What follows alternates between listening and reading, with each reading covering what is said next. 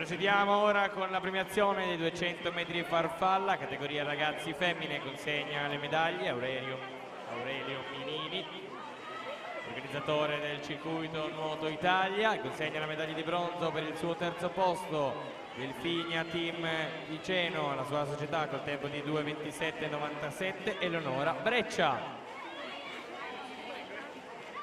Secondo posto medaglia d'argento sempre per la Delfinia Team Piceno col tempo di 2:25,47, Federica Iotku. Primo posto vince la medaglia d'oro col tempo di 2:24,66 per i colori del Team Veneto, Anna Porcari.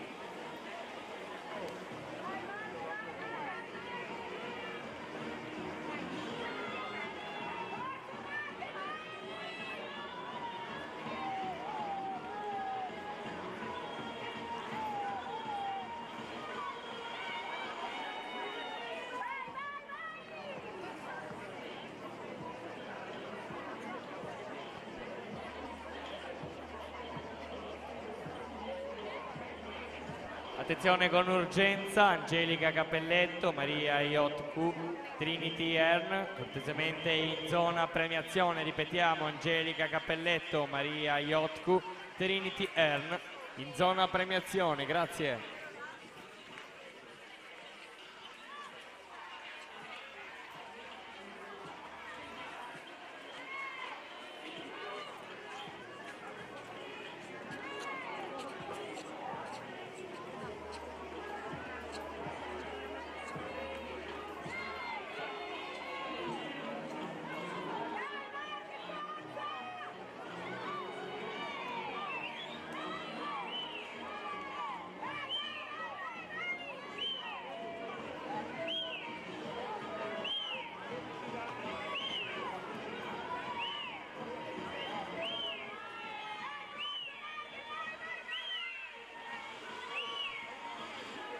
Per la prima serie i blocchi di partenza: in corsia 1 Vittoria Cendron, Natatorium Treviso, corsia 2 Matilde Mariuzzo, Piave Nuoto, corsia 3 Matilde Dalmas, Ranazzurra Conegliano, alla 4 Giada Solmi, Arca Nuoto, corsia 5 Elena Zanette, Nottoli Nuoto 74, corsia 6 Legna Cozzi, Arca Team, alla 7 Stella Gioica, Nottoli Nuoto 74, in corsia 8 Noemi Vianello, Acquapolis.